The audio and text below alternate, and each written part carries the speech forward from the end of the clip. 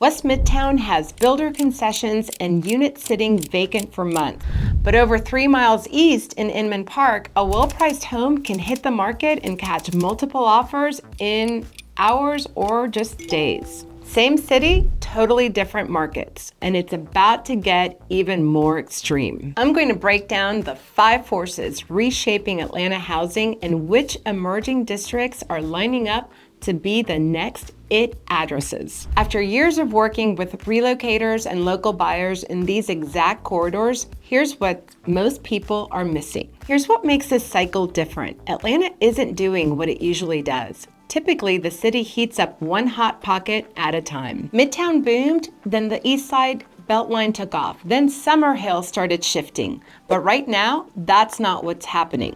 Midtown, West Midtown, Summerhill, Centennial Yards, downtown, the Quarry area near West Side Park, and multiple Beltline corridors are all building major mixed-use projects at the same time.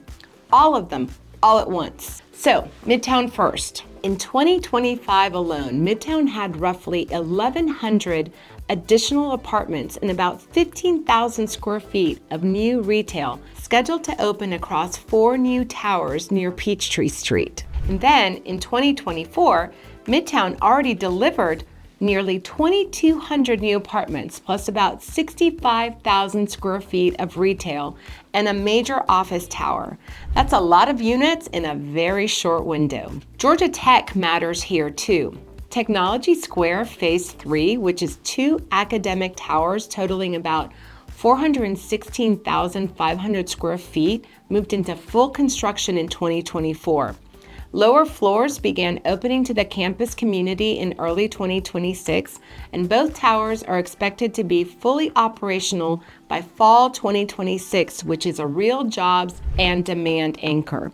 Now, West Midtown and the Upper West Side, these are areas that have gone from industrial zones to dense mixed-use hubs. Huber West Midtown in Blandtown is planning 845 apartment units and roughly 20,000 square feet of retail, with build-out expected by 2031. Along Marietta Boulevard in Bolton, Proxima's plan adds 349 apartments, 41 rental townhomes, and new retail space. And there's also a 16-story apartment and retail tower moving forward on Howell Mill between 9th and 10th Streets, with more than 300 units in about 25,000 square feet of ground floor retail. When we look later at where prices actually move, these new construction areas create totally different opportunities than the historic neighborhoods. But let's move on. Carter's Summerhill redevelopment covers about 35 acres that Carter is directly redeveloping within a broader 80-acre transformation around the former Turner Field site. The Publix opened in 2023, and you've got multifamily buildings, for-sale townhomes, student housing, corporate office space, and chef-driven restaurant. Recent reporting pegs the broader Summerhill revival at around $1 billion in public and private investment to date. Centennial Yards is the other massive one. It's a 50-acre downtown redevelopment right next to Mercedes-Benz Stadium and State Farm Arena. The current master plan calls for about 2.8 million square feet of housing, 900,000 square feet of retail, and 1.7 million square feet of hospitality space, plus additional office and data center capacity. Sports Business Journal and local reporting put the overall build-out at about $5 billion, with several thousand apartments and hotel rooms once fully complete. On the Beltline East Side Trail, New City's 4th Ward project combines nearly 1 million square feet of office, a luxury hotel, and residential organized around a public plaza linking historic 4th Ward Park to the Beltline. And right there, Overline Residences is an 18-story residential tower with roughly 359 apartments and live-work units directly on the Beltline next to the park. That location is not an accident. Atlanta Beltline Inc. also has active construction on Southside Trail segments between Glenwood Park, Grant Park, Boulevard Heights, and Pittsburgh. Multiple sections are planned to be open by 2026, with the city and Beltline leadership targeting about 17.9 miles of continuous paved Beltline trail by early 2026, timed perfectly around the World Cup. TPA Residential's 1104 Avondale Avenue project in Boulevard Heights is a nearly 300-unit mix of mid-rise apartments and 63 townhomes on an 8.2-acre site about 2 blocks from the under-construction Southside Trail, with first units expected in early 2026. And then you've got smaller for-sale pocket neighborhoods popping up along that same corridor, like the Heights on Boulevard at 1160 Boulevard Avenue is 18 garage-free townhomes designed around bike storage and shared courtyards, with pricing expected to start in the mid-300s. Out in the Quarry area near Westside Park, Microsoft purchased roughly 90 acres at Quarry Yards in 2021. In late 2025, Microsoft agreed to donate about 22.5 acres to the City of Atlanta and the Atlanta Urban Development Corporation. The city plans a transit-connected hub linking Westside Park,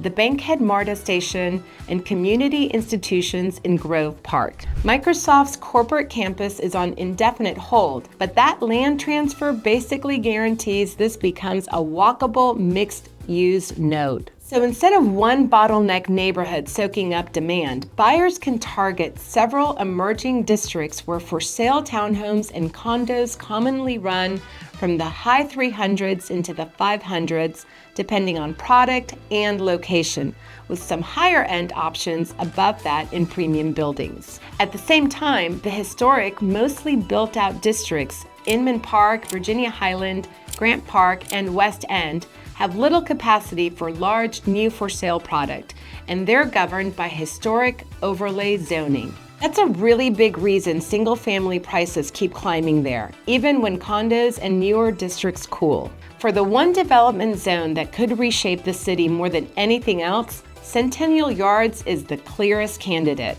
It's 50 acres in the middle of downtown, directly on MARTA, about 10 minutes from Midtown, thousands of planned residences, and a completion cycle overlapping the 2026 World Cup. But knowing where jobs are clustering tells you which of those districts will actually sustain demand. Quick note before we keep going. If you're comparing Atlanta neighborhoods like Midtown, West Midtown, or Old Fourth Ward, I work with relocators and local buyers every day who are trying to line up the right district with their lifestyle and commute. My contact info is in the description below. All right, back to it. So let's talk about tech, because this is one of the biggest drivers here. Georgia Tech's $5.8 billion annual economic impact isn't just some abstract number. It supports about 36,705 jobs, and those jobs are concentrated within walking distance of Midtown residential towers. That level of employment density doesn't happen randomly, and it explains why certain neighborhoods stay competitive even when the broader metro area cools off. Atlanta has more than 13,000 technology companies across the metro,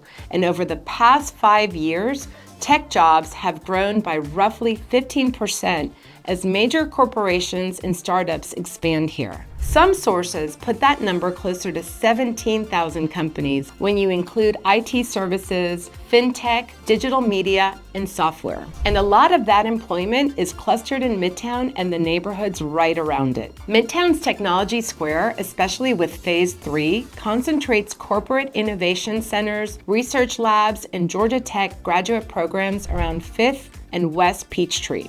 That's directly next to MARTA, and it's an easy walk or bike ride to Midtown residential towers and nearby Beltline neighborhoods. West Midtown and the Upper West Side have also turned into an innovation corridor. You've got adaptive reuse office space, and then really easy access to Tech Square and Midtown via Howell Mill, 10th Street, and the T3 Atlantic Station shuttle, which is about a 12-minute ride to the Art Center MARTA station. Now here's something really important to watch. whether companies require more days in. For the last few years, especially post-pandemic, a lot of these tech jobs were highly remote. But over the last year or so, we're clearly seeing a shift. More hybrid schedules, more required office days, and in some cases, full-time in person. And that absolutely changes where people want to live, because we all know in Atlanta, traffic matters. An Atlanta Regional Commission analysis shows mean commute times in Fulton County were around 28 minutes one way, and region-wide averages sit just over 32 minutes, which puts Metro Atlanta amongst the longest commute metros in the country. And the zoning changes we're about to cover play directly into this. A Partners Real Estate report shows peak day office utilization in Atlanta Class A buildings approaching the 65 to 70% range of 2019 levels by 2024-2025, with major employers tightening hybrid policies. More tech and corporate workers are back in Midtown and nearby hubs multiple days a week. Also, a 2025 commute update via Metro Atlanta CEO and ARC data shows the share of employees working from home in the city of Atlanta dropped from about 30% in 2022 to roughly 25% in 2023. And here's the big takeaway. Jobs don't lift every neighborhood the same way. Because so many of these jobs are concentrated in or near Midtown, the return to office trend is boosting demand most in Midtown proper, Old Fourth Ward, and the Beltline East Side, Inman Park, Virginia Highland, West Midtown, and the Upper West Side. So jobs drive buyer behavior, but policy still decides where new homes can actually get built. So let's talk zoning, because this is where a lot of the supply story actually starts. Take Reynoldstown and Inman Park. They're sister neighborhoods separated by a few blocks and a MARTA station. One has historic overlays that seriously restrict density, the other doesn't. And that policy difference is exactly why Reynoldstown added 285 apartments and about 16,000 square feet of retail at Station R, while Inman Park's single-family inventory stays tight and priced at a premium. Along the Beltline, you also have the Beltline Overlay District. This sits on top of base zoning and adds requirements around smaller block sizes, streetscape standards, active ground floors, and buffers along the trail. It's designed to support walkability, not just allow more units. Within that overlay, a lot of parcels are zoned MRC, which is Mixed Residential Commercial, or MR, Multifamily Residential. That zoning allows mid-rise buildings, townhomes, and mixed-use projects instead of only detached houses. The Upper West Side overlay is another big one. It applies to parts of Blandtown, Berkeley Park, Knight Park, Howell Station, Loring Heights, the Marietta Street Artery, and Underwood Hill. That overlay came out of roughly an 18-month community process and was created to support a walkable, bikeable, mixed-use district. Near the West Side Trail, rezonings to MR3 and MRC2 have enabled projects like Alexa and Howell Station apartments and newer townhome communities on former church properties. That land simply couldn't have been used that way before under older single-use zoning. Over in DeKalb County, the Memorial Drive Revitalization Corridor Plan calls for infill mixed-use development, higher residential densities at key nodes, and better transit and pedestrian infrastructure along Memorial Drive. The plan explicitly frames Memorial as a live, work, play corridor with non-residential uses tied directly to higher density housing. MARTA's TOD, Transit-Oriented Development, profile for the Inman Park Reynoldstown Station classifies it as a neighborhood TOD. That allows roughly 2 to 8 stories and about 15 to 50 units per acre. Station area projects like Station R in Reynoldstown show what that looks like in practice. That's 285 apartments and 16,000 square feet of retail within a block of MARTA and the Beltline connector. And I think this part is really important. We see a lot of higher density zoning near MARTA stations. Reynoldstown is a great example because there's no historic designation, so the zoning can actually flex. And you're right on the MARTA line within walking distance to the station. connection. Unlike Inman Park in Virginia Highland, Reynoldstown doesn't have a historic district overlay. That means higher density projects can move forward much more freely. The City of Atlanta is also in the middle of a comprehensive zoning rewrite called ATL Zoning 2.0. It's still in draft form, but the direction is clear. Corridors and areas near MARTA and the Beltline are being positioned for more mixed use and multi-unit formats, while established historic neighborhoods keep tighter controls. Corridors like Memorial Drive, Moreland Avenue, and the South Side Beltline are already seeing new townhome and condo projects where only detached homes or industrial uses existed before. For buyers who want shorter commutes and less car dependence, focusing on neighborhoods with a Beltline overlay or near neighborhood-type MARTA stations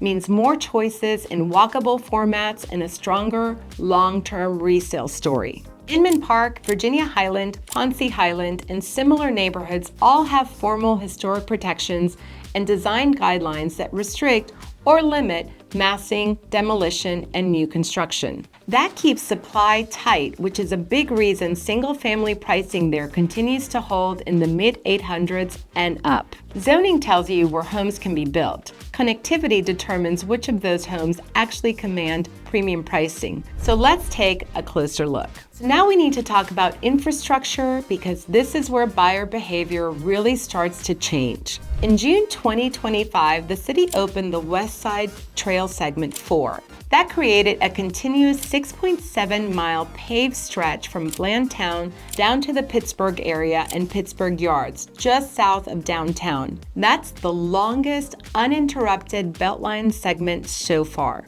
Beltline President Clyde Higgs has said nearly 17.9 miles of mainline Beltline trail are expected to be ready by early 2026, timed around the World Cup. On the south side, segments between Glenwood Park and Boulevard have been closed for full construction since 2023, with an expected roughly 2-year build, although utility conflicts are pushing some openings into early 2026 and potentially later. Builders are already responding to that. In Boulevard Heights, TPA Residential's nearly 300-unit project at 1104 Avondale Avenue is very intentionally marketed as being less than 2 blocks from the under-construction Southside Trail and close to Grant Park. The Heights on Boulevard at 1160 Boulevard, all 18 townhomes, are being built for buyers who want to bike to the Beltline and use shared courtyards instead of private yards. In Old Fourth Ward, projects like the Fourth Ward Mixed-Use District and the Fourth Hotel are designed around a central plaza that physically links the East Side Trail to historic Fourth Ward Park. Transit is part of this too. MARTA's Summerhill BRT broke ground in 2023 as Atlanta's first bus rapid transit line. It's planned as a roughly 5-mile loop connecting 5 Points, Georgia State, South Downtown, Summerhill, Peoplestown, and the South Side Beltline. By spring 2025, cost overruns pushed the total project budget to about $120 million and delayed full completion into fall 2026. A partial opening is now targeted for April 2026 to serve World Cup visitors. Once it's running, MARTA expects buses to run roughly every 10 to 15 minutes, with about 85% of the route in dedicated lanes and an end-to-end travel time of roughly 12 to 15 minutes between 5 Points and Carver Station. And I think we should really say this part out loud. Traffic is a huge driver here. Texas A&M's 2025 Urban Mobility Report and local coverage show Atlanta commuters now lose about 87 hours per year to congestion, with rush hour effectively lasting close to 6 hours a day. A trip that should take 20 minutes in free-flow traffic often needs closer to 40 minutes just to be safe. ARC's county-level commute analysis shows that Fulton and DeKalb have some of the shortest average commute times in the region, around 28 to 30 minutes, largely because more people both live and work inside those counties. As the west side, east side, and south side trails link into a near continuous loop by 2026, neighborhoods like Boulevard Heights, Ormwood Park, Summerhill, parts of West End, Pittsburgh, Blandtown, and Knight Park and Howell Station gain a real advantage. You can bike or scooter to jobs in Midtown, downtown, and Old Fourth Ward instead of sitting in gridlocked arterials. When the Summerhill BRT opens, residents in these areas will also have a dedicated lane for transit to Five Points and direct connections to the rail system. That materially improves commute reliability to Midtown and beyond. With congestion increasing, in-town buyers can reasonably expect 15 to 25-minute drives or transit trips to Midtown and downtown job centers in normal conditions. From outer counties, that's often 30 to 40 minutes or more. Trail and transit access aren't just lifestyle perks. In fact, they directly impact pricing, and that sets up what's happening next with inventory and valuation across the city. So when you zoom out to the city and metro level, what we're seeing is cooling, not crashing. Data for the city of Atlanta shows a median sales price in the high 300s, down about 6% year over year, with homes taking a little over 80 days to sell. But in town, single family is a very different story. Adams Realtor's 2025 In-Town Atlanta reports show average single family prices in core in-town neighborhoods in the low to mid 800s, with year-over-year gains in the mid-single to low double-digit range. That's roughly 5 to 10% growth in many neighborhoods from 2024 to 2025, even though transactions fell and days on market stretched into the low 40s. So while metro prices are flattening or dipping slightly, a lot of in-town single-family neighborhoods, Grant Park, West End, Adair Park, Westview, parts of Decatur, are still seeing strong appreciation.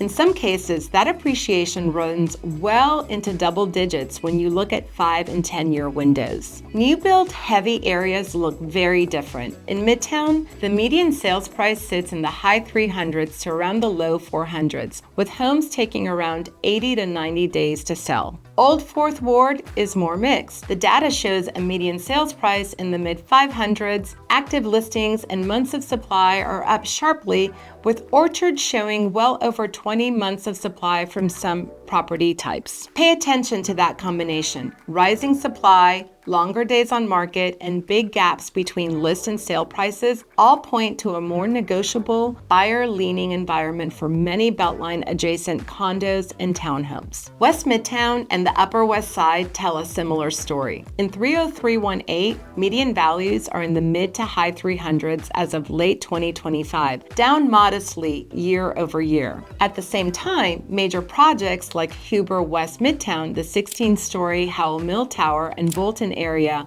mixed-use developments mean this area keeps densifying. Built-out historic districts behave very differently. Inman Park, Virginia Highland, Ponce Highland, and similar neighborhoods have strict historic overlay rules that preserve existing homes and tightly limit new construction. Recent data shows median listing prices in Inman Park and Reynoldstown in the low to mid 600s, with price per square foot far above city averages. School clusters play into this too. Mary Lynn Elementary has a great schools rating of 9 out of 10 and ranks near the top statewide. Morningside Elementary sits around 8 out of 10, and Midtown High also carries a great schools rating of around 9 out of 10. For a lot of buyers, those objective factors justify paying a premium. East Side single family shows another pattern. East Atlanta's median sales price is in the high 500s, up double digits year over year with relatively short 25 days on market. At the same time, neighborhood level data shows typical values in the high 300s to high 400s, and recent sales often land from the high 400s into the low 500s, reflecting both strong demand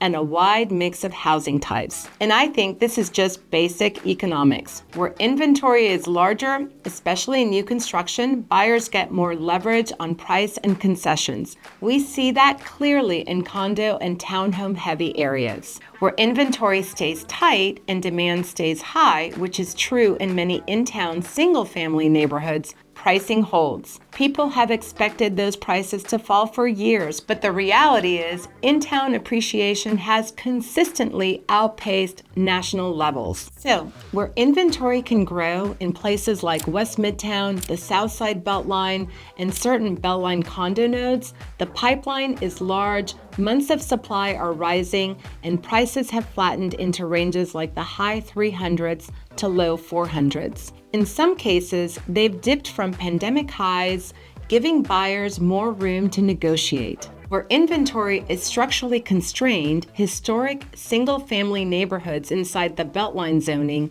and historic overlays limit new supply. School clusters remain very strong. And recent data shows about 5 to 8% average price growth from 2024 to 2025 across the in-town single-family market, with some submarkets closer to that 10 to 11% range, even while metro growth stayed modest.